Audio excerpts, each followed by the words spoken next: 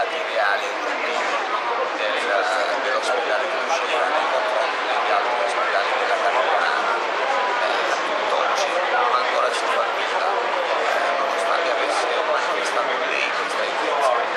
Io ho dato la mia più ampia disponibilità. A questo punto bisogna pensare che o lei se ne infischia quelle che sono le esigenze di una comunità e quindi onestamente